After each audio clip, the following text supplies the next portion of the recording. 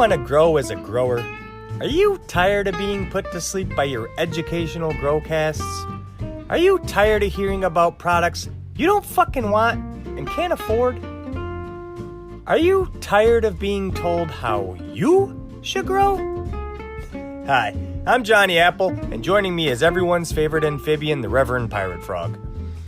Join us as we sift through the bullshit on the internet and try to get better as growers. This is Your Average Grow. Hey, dude. Hey, man. So I invited a guest on because I've been dying to talk about your worm bin. So I invited a friend, Bill from Adirondack Worm Company. Bill, how are you doing tonight? Good. Thanks. Glad to be here. Yeah, I'm super excited to have you here. Padre had gotten himself a, what kind of worm bin is that, Padre? It's a hot frog. Hot frog, and it's like a tiered system? Yeah, it's two trade. Okay, 2 trays. Okay. Nice. Yeah, so we got that worm bin. I've got a urban worm bin. I think you offer those on your website.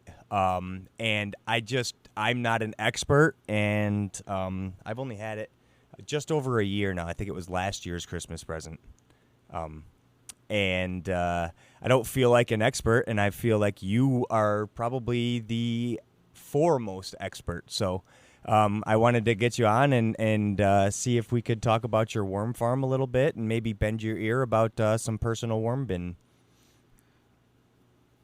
Sure. Happy to help. And I've learned quite a bit working with worms. I don't know that I would be the foremost expert, but happy to share what I know. More than us, man. If you know more than us, you're an expert to us. Yeah, we are just about as average as you get, so we're going to call you the foremost expert. So I wanted to ask you if you don't mind telling us a little bit about yourself, where you're located, what got you into worm farming. Sure.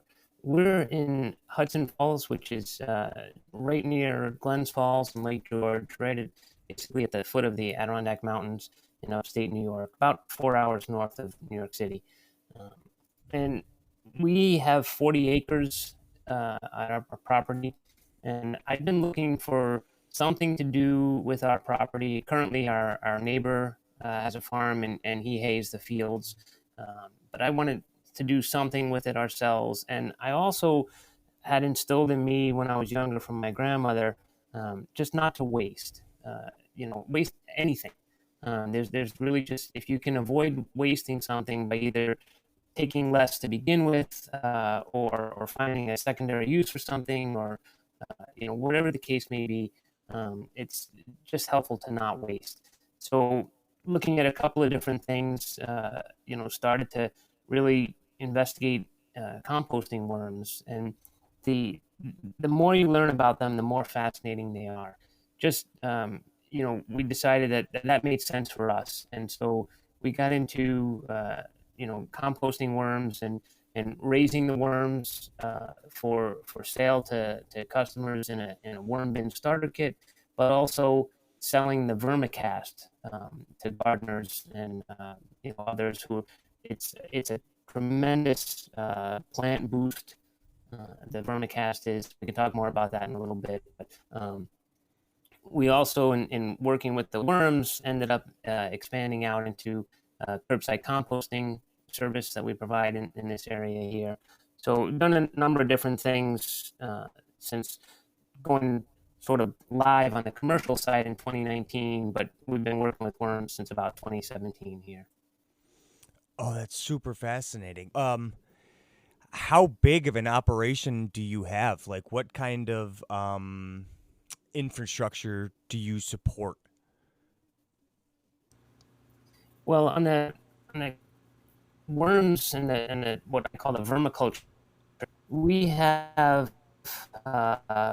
probably about between 50 and 100,000 worms. So actually, while that sounds like a huge number, it's relatively small for worm farmers across the country, but it suits our needs currently. Uh, and then on the curbside composting side, we do that a little bit different. We don't actually feed our worms, our customers, food waste that we collect from them. We do those, manage those in hot compost piles, and have the microbes break that material down. Uh, and we composted just over 40 tons so far. Wow. Now you That's awesome. that's incredible. Yeah. 40 tons of The hot numbers go quickly. compost. Now, do you take the hot compost afterwards and run that through the worm system? We don't, because what I'm looking for with our vermicast is consistent quality castings that come out all year round. So if we were to feed the worms the customer's food waste, that would mean more fruits and vegetables in the summer and early fall, and more breads and grains in the wintertime. And the quality of the castings in a worm bin is always going to be good, but it varies depending on the input. So what you're feeding the worms is going to make a difference on the particular makeup of the castings that come out at the end. And so, in order to keep our quality consistent year round, we actually feed our worms horse and cow manure from a neighboring farm. Right on. That makes a lot of sense. So you can because if you feed it certain things, you might be very high in trace minerals or certain, like if you could be higher in nitrogen or something. But if you keep a baseline, then you know what you get time after time, right? Yeah, it keeps your quality consistent, I would imagine, at that point, because you if you limit who you can offer those castings to, it would probably be difficult. Like, you want to keep that quality consistent so that no matter who you're selling it to and what their use is, they know exactly what they're getting. Like, if you had a phosphorus rich worm casting and you're selling it to somebody who's growing wants to put it on their lawn or something like that, you wouldn't want that. Is that why you do that, Bill? Yes, so that people know when they get, worm castings. We call it vermicast, but it's the castings. The distinction there is that if anybody says that they can sell you 100% pure worm castings, I'd be pretty suspicious of that, because you just don't know. There's other things. There's microbes in the worm bins that are breaking material down, and so it's all beneficial, but it doesn't necessarily 100% have gone through the gut of a worm. So, Right on. I like just that. we always want to be about educating folks and being totally honest and clear on what we do. So, I can't guarantee that, every speck has gone through a worm. Every speck is broken down. Every bit is beneficial to plant growth. But so that's why we call it vermicast instead of, directly castings. And yes, to make sure that the quality is consistent all the time is helpful to growers. They know what they want, what they need, and so they don't say, okay, this was great now, and then I get it again in 6 months or a year later, and it's different than what I expected. Do That makes a you lot of do sense. I like the name change too. That's really cool. is that so Yeah, is that was that not my idea. That actually, that's exactly what I was going to ask, if it was something you had come up with, because I haven't heard vermicast before, I guess. no.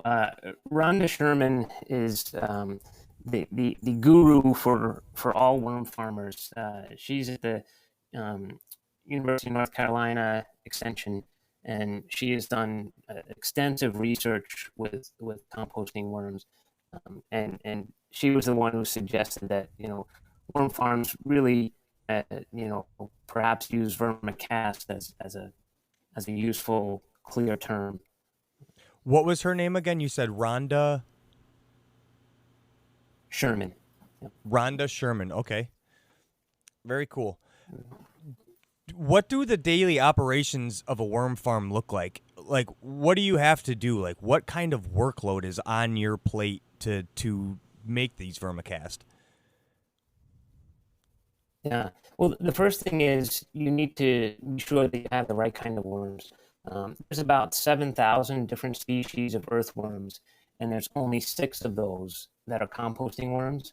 So you can't take the worms that you find outside, that come up on the sidewalk or the driveway after a rainstorm in the summer. Those are not composting worms. And so if you try to take those and put them in a worm bin, you're not going to be successful. And so like I say, there's 6 different composting species. We work primarily with 2, red wigglers, which is the most common for composting worms, and then European night crawlers, which are different than the Canadian night crawlers that most people are familiar with as a bait worm. But they are larger than the red wigglers. Both are good composting worms. And so really the worms do so much of the work on their own. They don't take a lot of attention. You need to make sure that you've got the conditions that are appropriate for them. And there's a number of things related to a worm bin, but essentially, worms really are not all that different than people in terms of what conditions they like. They like it. They need air, so you can't have them totally sealed in any kind of container. You got to have some kind of air inlet in some way. And they like room temperature. Between 60 and 80 degrees is ideal for them. Obviously, a number of differences as well. They need it to be wet. They need moisture in their bin all the time. If they dry out, they die. So one of the best things with a worm bin is making sure that you've got some type of cover or closure for it, but it's a breathable container, or you've got some space in there for air. And then once you have your bin set up, you have a bedding, and then you have feed. And the bedding is any kind of carbon material. You can use leaves, you can use shredded paper, you can use shredded or ripped up cardboard. All of those are good bedding material. And then the feed can be, like in our case, we use horse and cow manure, but you can also feed them your food scraps from your house. And so what you do is you don't give them meat, dairy, or things, citrus. You don't give them items that are particularly have a strong odor, like garlic or onions. All of those restrictions are really because you want to keep your bin. Don't want to have something where you're going to start attracting pests you don't want in your bin. But honestly, the worms actually can break all of that material down. But certainly, if you want to have your bin with a good balance, you want to avoid those items. And then you So feed them if I may, what you're they can suggesting, consume. I'm sorry, what you're suggesting is you don't want the bin to go anaerobic. You definitely don't want the bin to go anaerobic. You don't want it to get too acidic, and you don't want it to have a lot of smell coming out from, like if you put a bunch of onions that had sprouted and gone bad, you don't want that strong odor coming out of the bin. Like with all things, you want balance. Oh, don't do it to me. Oh, yeah. Sorry, there's a running joke between us. It's balance and patience. I have neither of those in my life. So, yeah, honestly, it goes back to what my grandmother I mentioned before, who did not like waste, always also said, everything in moderation. Yep. okay, because that was going to be one of my questions as well. What are like some of the do's and don'ts of having a worm bin? Like when you're talking about moderation, you're obviously talking about overfeeding, like too moist or too just back to balance. I imagine.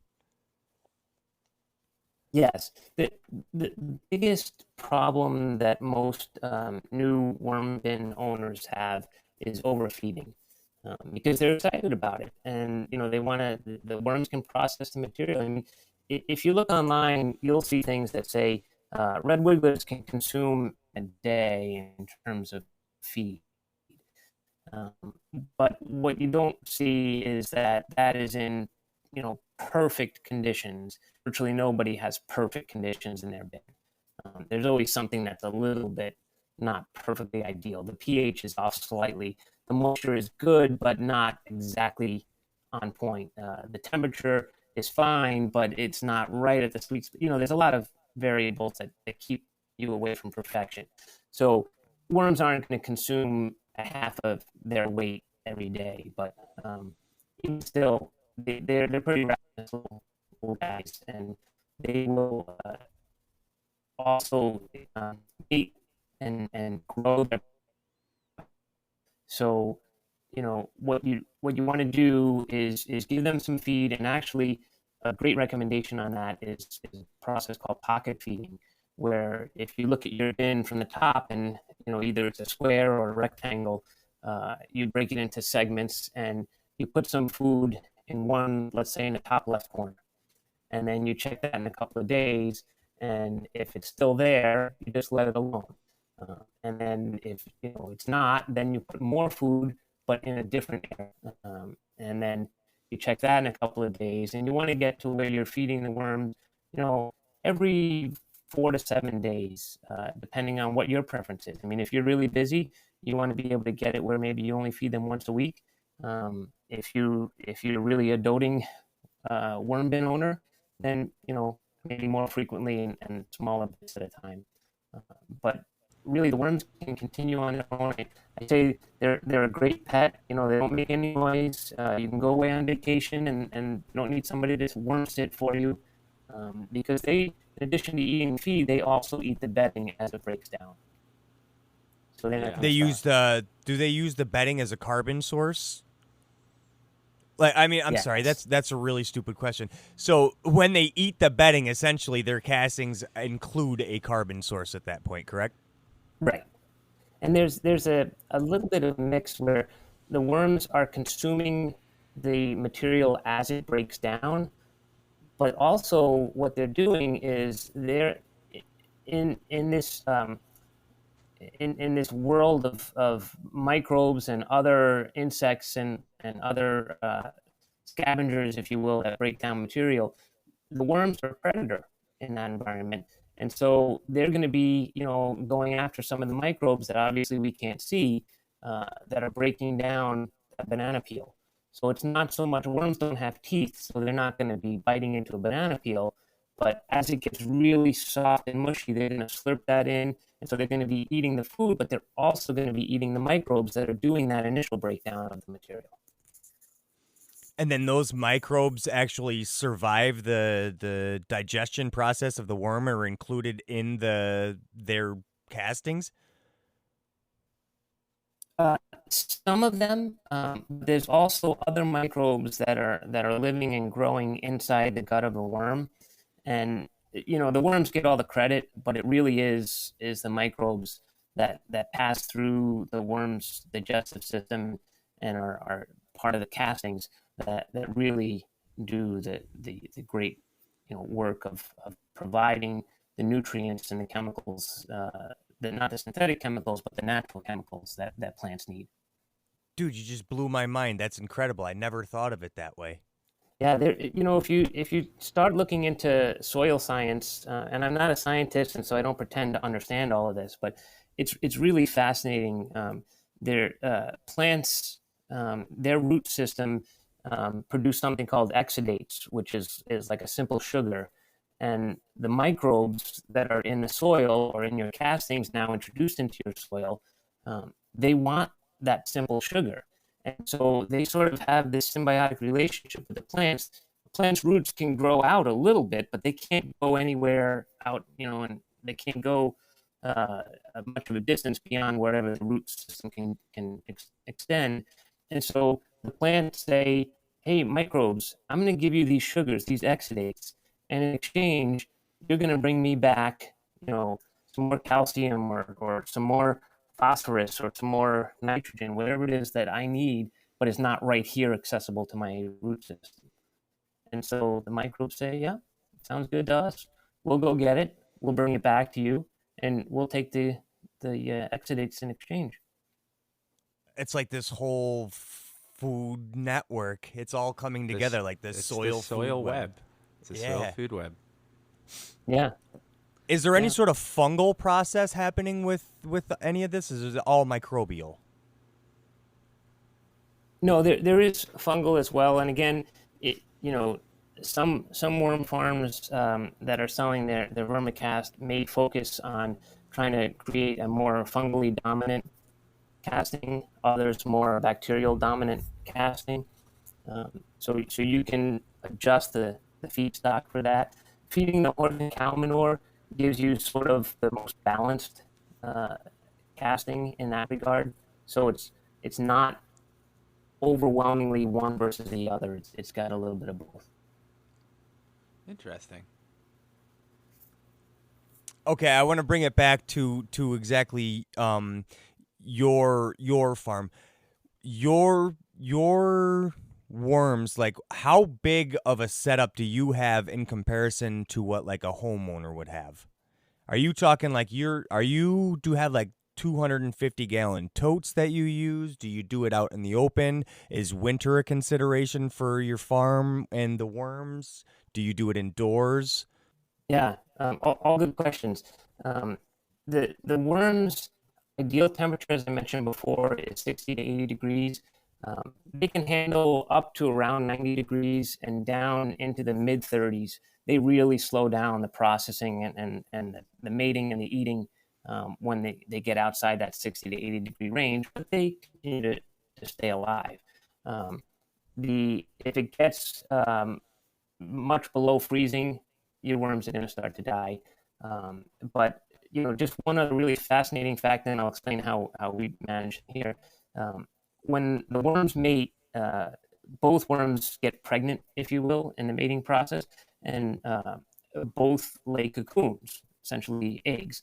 And there's on average 1 to 3 babies, generally three or so baby worms in each cocoon. And conditions being right, after about 21 days after the cocoon is laid, it hatches out the baby worms and then they start to grow and the process continues. Um, but the cocoons, and this has been such a fascinating thing to learn, the cocoons will actually go into a sort of stasis if the conditions where they are is such that the baby worms are not likely to survive. So if it's getting too cold or too hot, or if the conditions maybe dried out too much, or it's too wet, and so there's that lack of oxygen, the cocoons will just sort of wait it out. Now they can't wait forever, and if temperatures get down around zero, the cocoon will likely have a hard freeze, and you're not going to have viable babies. But they can handle more extremes than the worms themselves can handle, and so they just sort of sit and wait. And when the conditions are such that the baby worms have a higher likelihood of success and survival, they'll hatch them out. So it's not like, well, 21 days they hatch, and if it's bad conditions, too bad for the baby worms. The cocoons will wait it out. And it sounds almost fantastical and magical, but if you think about it, it's kind of on par with seeds. If you have seeds that are in a seed packet or an envelope in dry, conditions, no sun, nothing like that, they just sort of sit there. If you plant them in some soil, you give them some warmth, you give them some light and some water, they'll sprout. So it's similar to that, but it's just fascinating how as simple an animal as worms are and how often overlooked they are. Really, how sophisticated they are to be able to ensure their survival and continuation. Worms are So able to lay seeds essentially. That's so cool.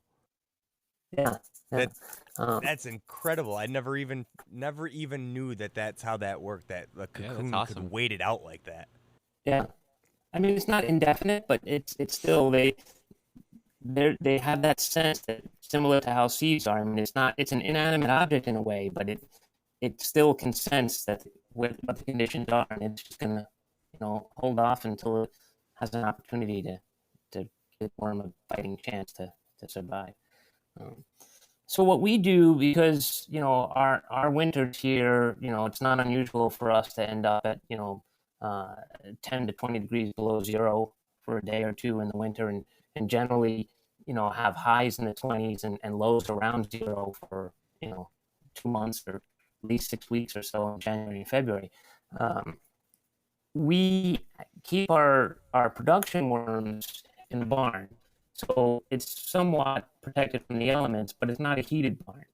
And so what we had been using through last year was a continuous flow through bin, and the worms, composting worms, really operate in the top, 6 to 8 inches or so of material, because that's where in nature the decaying matter is that they're consuming. So in this case, it's not decaying matter that, leaf litter or something like that. It's people's food waste that they might have, or the horse and cow manure that we're feeding them.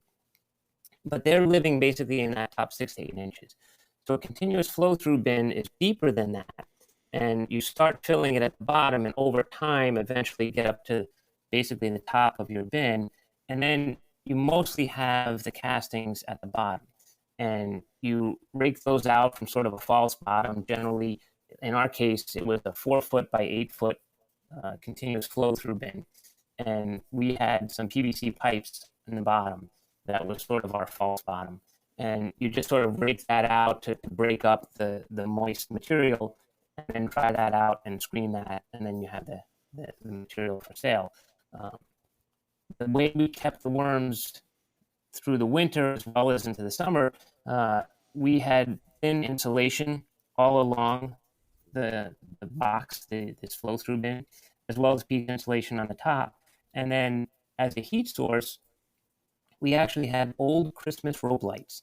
And I specify old because these were not the LED high-efficiency version. These were the kind that get get about as warm as they do bright. They were the good lights. Right. So, right, yeah. So we had those snaked in around the interior walls of the bin, and with that and the insulation and the massive material in a 4 foot by 8 foot bin, it was enough to keep the worms going through the winter. We're transitioning away from that continuous flow through bin to more of a wedge system now, because it's a little more efficient and a little bit easier on my aging back to harvest the worm casting, the vermicast. And a wedge system, it'll just sit on the concrete floor of our barn, but we'll have a box set up, and then again with some insulation and some seething heat mats we'll have on top to be able to just keep the temperature somewhere around 50 degrees or so throughout the winter, regardless of how cold it is outside. And then you feed the worms on the leading edge of that wedge, and then they keep following that food. So instead of going up, now you're going left to right.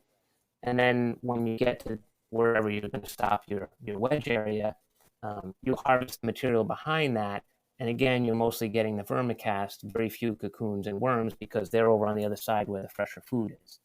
And then all you do is, once you've harvested that, you start feeding on that side again and moving them back the other way. And so you can just keep going left to right and right to left forever. And That's really cool. How do those methods relate to home methods? How can you translate that? Like, what does a wedge system look like for a home person who wants to create their own worm bin? yeah, there really isn't a comparable wedge system for home bins. But Padre's Hot Frog is a tiered system, and so it's a similar idea to a continuous flow through bin, except instead of having the worms at the top and then harvesting from the bottom, you're actually encouraging the worms to move up a layer. Those kinds of worm bins have holes almost like a screen between the layers. And so once the worms have processed everything on the bottom layer, you're putting the fresher food and fresh bedding in the next layer up. And the worms say, okay, I'm mostly in castings here, and there's some fresher food and bedding. And so they'll find their way up, and then they'll start working that area, and then you can harvest from below. And mostly get castings and not so much cocoons and worms down there. You'll get some, but I haven't used that system, but that's the process. Yeah, this is my first time. Johnny was kind enough to send it to me for Christmas, and I've had limitations on the person I share my house with is not a fan. So I finally put one in, and I'm still on my first tray. I haven't filled my second one yet, but I should be doing that here soon. Yeah, that's great. And as long as you're operating the bin right, there's no smell. There and the worms aren't gonna, get out and invade your house. I mean, if there's an issue with the worm bin where the worms do try to sort of escape, they're not going to get very far. Quite frankly, they'll dry out and they'll die. Um, so you're not going to say, "Well, I don't want to wake up to find worms in my bedroom or in, something like that." It's not going to be an issue. And if you're running the bin right, they're not going to want to get out anyway because it's ideal for them. Yeah, it wasn't. I don't think it came from a place of logic, but I've Irrational definitely, fear. yeah, I've definitely won her over because she hasn't had a single complaint. Or even noticed, probably for that matter, Yeah, right? that's what I was gonna say. She doesn't know about it, so she she doesn't listen to this, so it doesn't matter. But yeah, she hasn't noticed it, so I think that means I'm doing it right. Now, Well, and I'll tell you, we have a couple of. Yeah, go ahead, John. no, I'm sorry. I really didn't have a heading there. I was just trying to fill some space. I'd love to hear what you have to say. Oh, I was just going to say, our production worms are in the barn, as I mentioned, but our breeder worms, we run actually in our basement, um, and we're using urban worm bags. Two of those bags. One is our breeders for red wigglers, and one is our breeders for um, the European night crawlers. And you don't even know they're down there if you're on the first floor of our house. My wife is very good though; she knows they're there, and she's okay with it. Um, I have seen some things where even for me, it's a little bit too close to comfort. I mean, I I like to have the worms, and I take good care of them as best I can. But they know their place, and I know their place.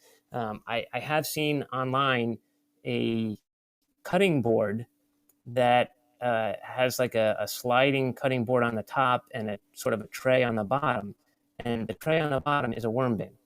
The idea being that, well, when you cut the ends off your carrots, or when you cut off the stem of the Oh celery, or no. you peel your potatoes, then you just slide it out and put that material right in where your worms are. And I'm like, yeah, that's, even for me, that's a bit That's much.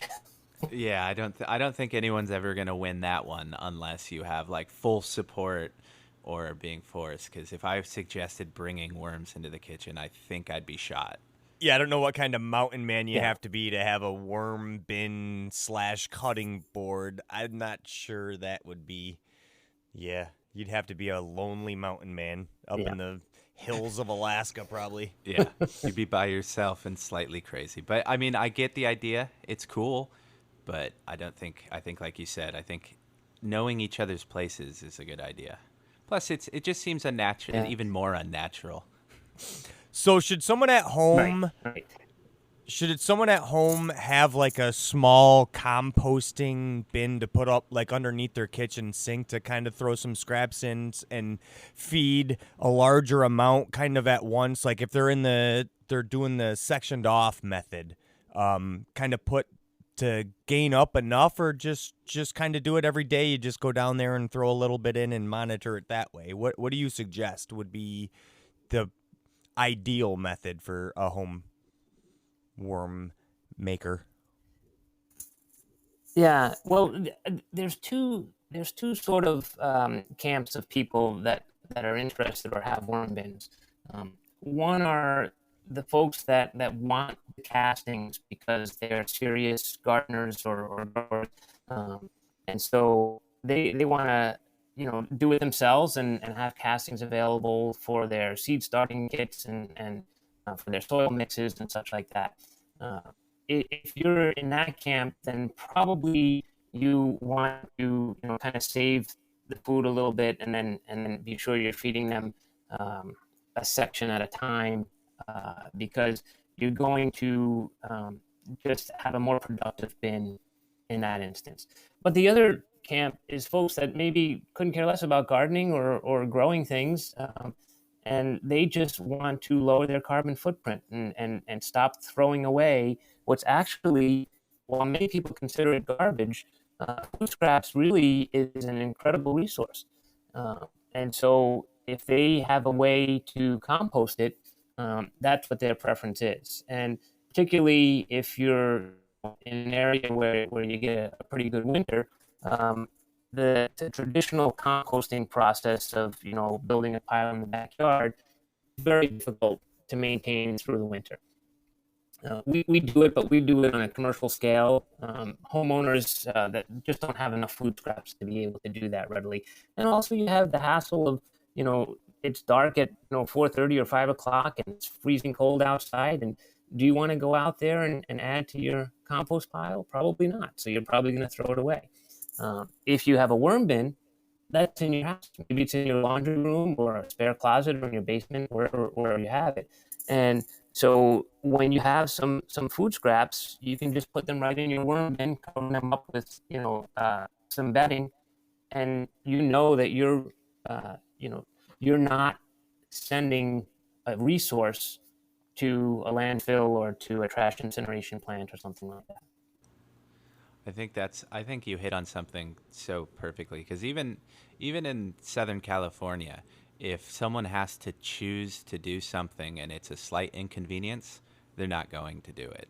But if it's readily available, I think anybody is willing to. Like, I know I started a worm bin, or I'm in the process of starting a worm bin at work, and everybody I talked to was super stoked about it because they didn't even know about it, because they just hate throwing away stuff and feeling like a waste. Yeah, yeah, and it's pretty easy to do. Uh, and some people will say, well, I don't want the fruit flies, or I don't want the smell of something that's rotting as the worms are consuming it. Uh, and again, if you're running your worm bin right, there is no odor. But one sort of tip on that is, take a little baggie, a container of some sort that you put your banana peels and apple cores and things like that in that, and then stick that in the freezer. Let it freeze. That does a couple of things. One, if there are any fruit fly eggs on a banana peel or other items that you have, it's going to kill them. So nothing is going to, take flight as the material is breaking down once you've frozen it. The other is, obviously you're not going to have something that maybe will start to have a little bit of an aroma to it. If you're saving your food scraps on a countertop compost collection bin and you're only feeding once a week, and maybe you put something in there that is a little bit stinky, and when you go to open it 4 or 5 days later, you're like, oh my gosh, this is terrible. I don't want to deal with this. Well, if you put it in the freezer, you're not going to have that issue. And the third sort of benefit is the freezing process actually breaks down the cell walls of the material that you've frozen. And so that increases the speed of decomposition. And when you put it in the worm bin as it thaws, it'll help to break down the breakdown process happen more quickly. Dude, what a great tip. I don't think I've heard anybody talk about that before. That makes so much sense. It's awesome. That you just saved next year's summer for me. I was chasing my tail with fruit flies this year. So my job offers, we work in such a hot environment that my job offers a fruit program. And sometimes we don't consume all that fruit and it sits there and rots. And I had my urban worm bin. So I had taken that rotten fruit, instead of letting it get thrown away, I had taken some home to feed to the worms. And boy, did I regret that with the fruit fly problem I had this year. Man, if I would have just stuck them in the freezer, holy cow. Yeah, that's awesome. The other tip on trying to avoid fruit flies and any kind of odor in your worm bin is, whenever you put food in your bin, make sure you're covering it, with at least 2 or 3 inches of new bedding material. I have started to do that. I did did notice that makes a huge difference. Yes. Yeah. The worms don't what? I'm sorry, I interrupted. Oh no, that's okay. Yeah, I just say, the worms obviously don't like light. So, if you have an urban worm bag or some other bin that has a cover, maybe it's not as much of an issue. But obviously, they're just as happy to stay a couple of inches under cover and consume the food rather than come right up to the surface if there's any kind of light filtering through. Now, following along with light, what you mentioned moisture level inside of the bin. You got to find that ideal. What does an ideal moisture level look like? Like, how do you judge that? And do you have to The easy water to keep up with that? Well, the easiest way to know if you've got the right moisture level is to think about when you take the laundry out of the washing machine after the spin cycle before you put it in the dryer. You know that the clothes are wet, but they're not dripping. It's not like is this wet? Isn't this wet? You know it's wet, but you're not going to have a puddle. When you put it in the basket to then put in the dryer. So that's the moisture level that you're looking for. And another way to look at that is if you take, let's say you're using some shredded paper as your bedding. If you take that shredded paper and you squeeze it, you should only get maybe 1 or 2 drops of water out of that. If it falls apart when you squeeze it, it's not wet enough. But if you squeeze it and you're getting a stream or a trickle of water coming down, then it's too wet. So a great way to make sure that you get a good moisture level, because sometimes people will try to add water to a worm bin, and it's very difficult to know how much you're adding, because if you're looking at exactly what you have on the top, now that top material is pretty moist, and so you think you're okay. If you dig down 4 or 5 inches, it may be dry. So, you haven't moistened enough. But if you put too much in, again, you're going to kill out all those air spaces and start to have your bin go anaerobic and start to stink and also start to kill your worms. So this recommendation in terms of how to set up your bin, particularly if you're adding a lot of bedding or if you're starting a new bin with bedding, is soak the bedding in water. What we do is with our breeder bins, we're using the horse and cow manure, but we also have some shredded office paper that we use for some bedding. And so in a 5-gallon bucket, I put in the office paper, and then I just fill that with water until the paper is basically floating in that. Then I take the paper out and put it in a second empty 5-gallon bin. And there's a lot of water that you still have, but it's starting to drain out. And then you take that and you make sure that you squeeze it a little bit and get it to that right moisture level. But it's easier to get the right moisture level at that point because a lot of the water has now pooled in the bottom of that second bucket. Amazing. That's perfect. I had a question in regards to that I kind of missed when we were talking about the smell.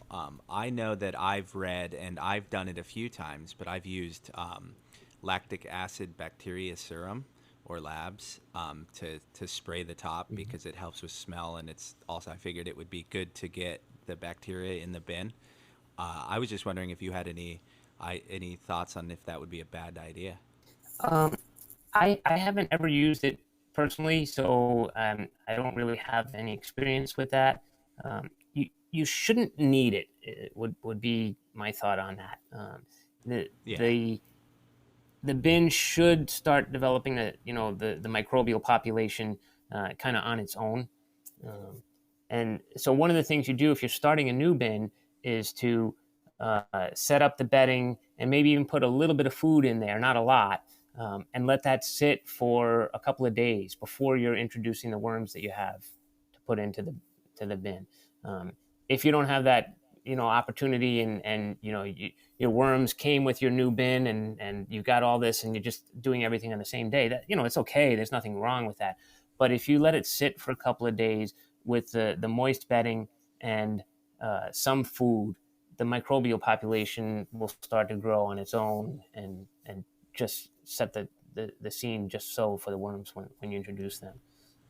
Perfect. I think that's a great tip. Yeah, and just to go back a little bit, I think, Johnny, you asked about if we should add water. Generally, I don't add water to my bins because oftentimes, whatever food waste you're putting in there will have some moisture to it, and so that will introduce water.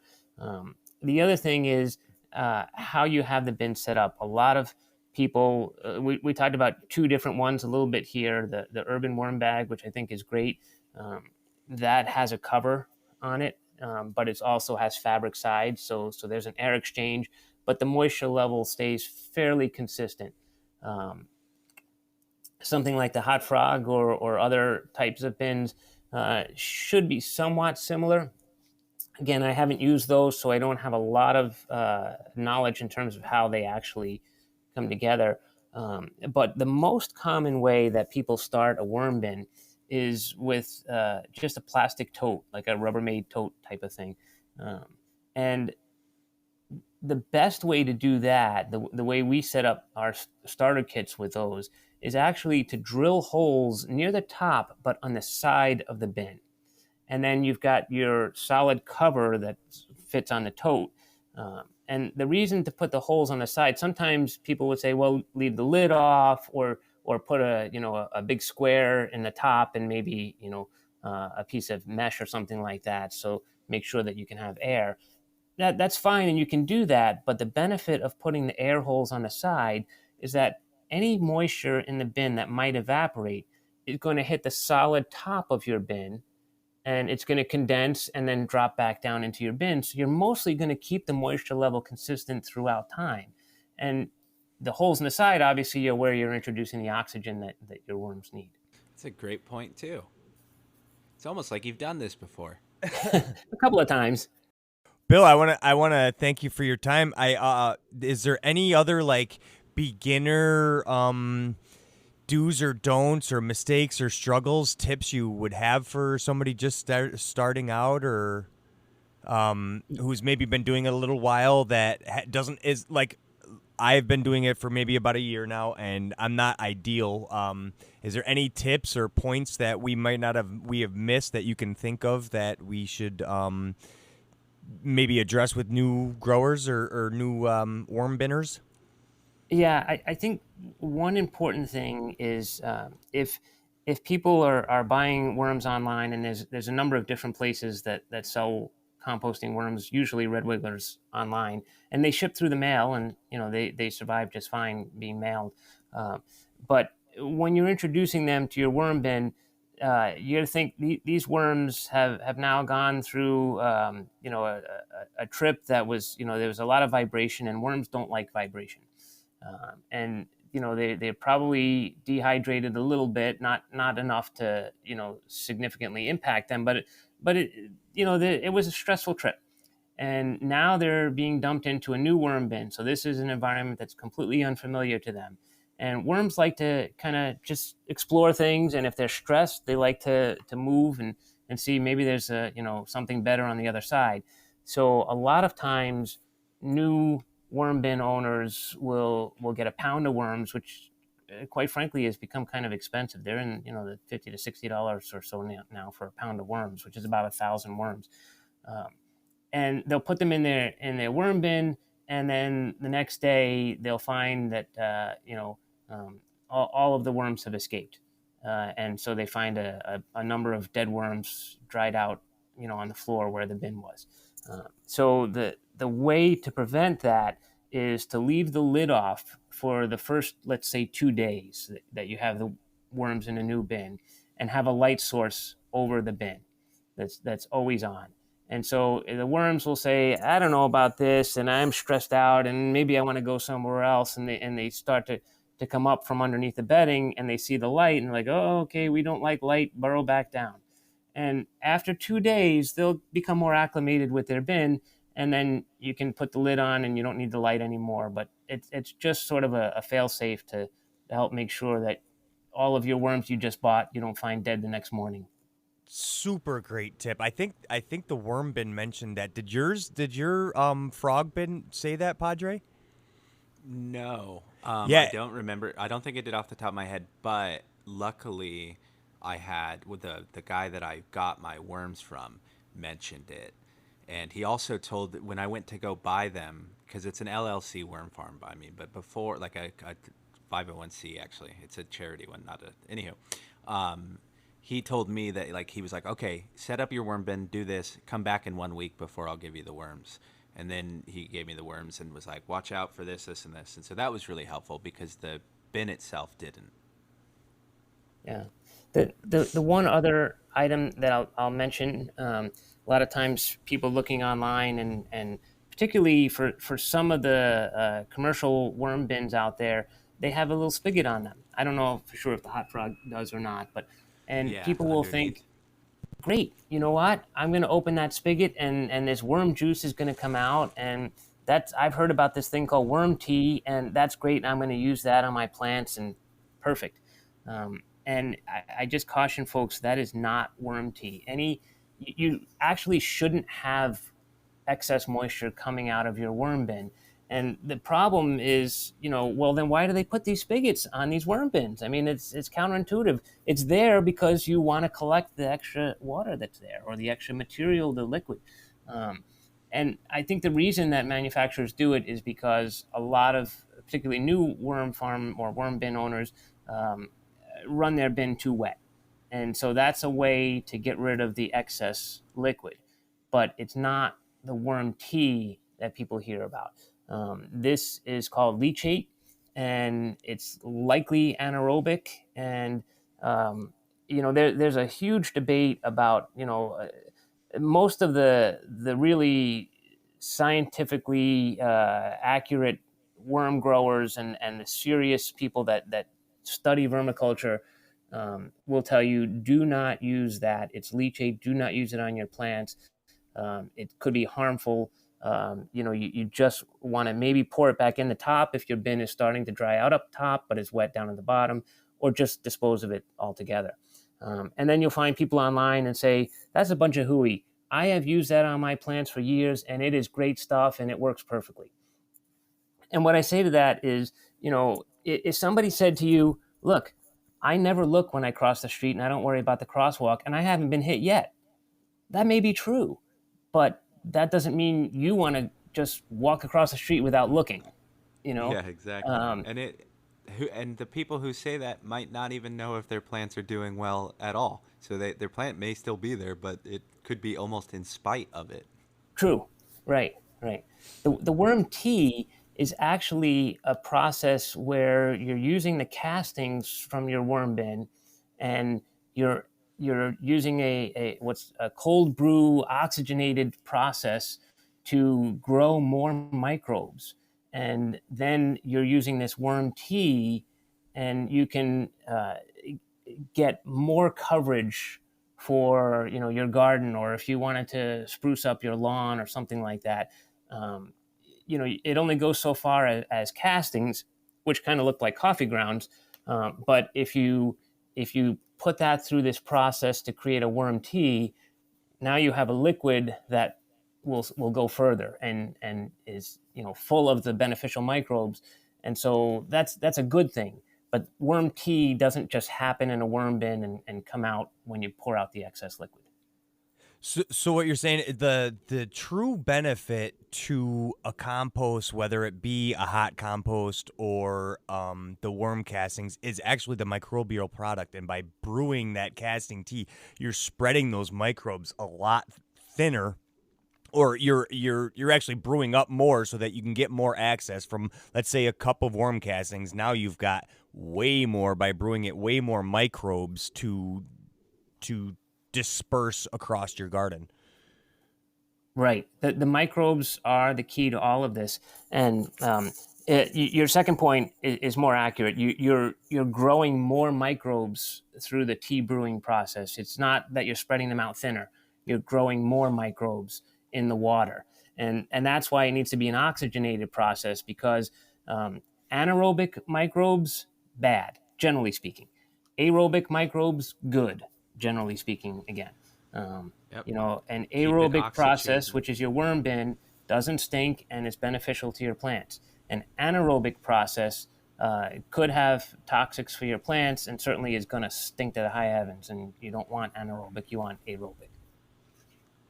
Do you do any sort of gardening yourself with your worm farm? Do you also have like a vegetable farm accompanied with it? Do you use your own castings in your own garden? In our own just home garden, we do, yeah. But I honestly, Between the worm farm business, the curbside composting, and some other things, sadly, I don't have as much time as I'd like to have to grow more vegetables. And I'm not the greatest gardener, to be honest. But I actually, when we started, had a friend who was a very serious gardener, and we did an experiment. It wasn't particularly scientific, but I provided him with castings, and he put them in and again, castings. One thing I didn't mention is a little goes a long way. So if you're mixing castings or vermicast in with, let's say, a potting soil mix to start something, you only need about 15% by volume of castings in that mix. You're not going to plant something directly in worm castings, and you're not going to use 50-50, vermicast to potting soil or to just your garden soil. You really only need about 15% by volume. And so he took some and mixed that ratio and put that in half of a seed tray, and the other half of a seed tray was just the potting soil growing mix. And you could really see the difference over the course of 2 weeks and then a month of the plants. Oh, that's outstanding that you see the side by side comparison. Yeah, he was very diligent. He said, "Look, I'm turning the tray so one side doesn't get more sun than the other," and he's trying to be as accurate as possible. Absolutely. Well, I got 3 more questions for you. I have 3 questions I ask every guest who come on. What is the first seed you ever planted, and why was it an apple seed?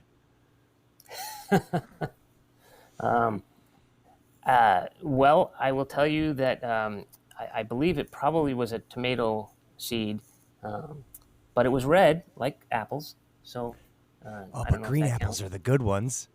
That's true. I like pretty much every apple there is, and that one of the great things. We're in Washington County in New York, and there's a whole bunch of apple orchards all around us. So, fall is a great time. Yeah. What is your favorite pie, and why is it apple? It is apple pie, but it has to be cold. I do not like warm apple pie. Really? Interesting. Do you go a la mode? Do you put ice cream on top? No, just cold No, apple the cold pie. pie. Yeah. Preferably my wife's. She makes an excellent apple pie. Right on. What's There your you go. favorite fruit, and why is it apple? I think it is apple, and again, just a variety of them. I like the sort of tart, almost sour apples. I like the really sweet and juicy apples. You stacked the deck, dude. Well, Well, yeah, years you bring in ago, people from the Northeast, and they're all gonna love apples. I yeah. was gonna say this is ridiculous. This is too much apple love. I Oh. agreed to stop this podcast if it got too much apple. No, I'm just kidding. Well, I got to tell you, you might not like this then, Padre, but my wife and I went apple picking once. This was years ago when I was younger and a little bit stupider, but not that I'm that smart now. But you can sample the apples from the trees when you're in the U-Pick orchards, and I was like, I love apples so much, and I am going to eat this entire apple that I just picked off the tree. There's not going to be some core or, there was no stem when I pulled it. So, but I ate the entire thing, the core, the seeds, everything. Jesus. It was good. Outstanding. Well, we have another tradition. On Sundays, Padre gives us a sermon. Padre, you got a sermon for us, or are you gonna make one up as you go? Always gonna make one up, dude. Let's go with, because our guest has brought so many excellent points, and I was actually quiet for most of this episode because I love learning, and I'm sure that you have so much more to teach that I can't wait to ask later. But let's go with, try and reduce the amount of stuff that you depend on that you can do yourself. Self-independence is a great thing, man. If you can try, I'll absolve you of all your sins. Don't be a dick, mind your own business, and go with Frog. Bill, I thank you so much for your time. Any place where people can find you? Do you have an Instagram account? Do you have an email people can reach out to you if they would like to? Do you have a website? Yeah, probably the best way is on our website. We've got everything there. It's just AdirondackWormFarm.com, and it also has links to also all of our social media and such. Awesome. Bill, it was an absolute pleasure. And I absolutely thank you for coming on and giving us the time. Yeah, thanks for slumming it with us for an hour. We appreciate it. Always happy to talk about worms. So thank you very much for having me, guys. It was our pleasure. Thanks for listening, everybody. Peace. Thanks.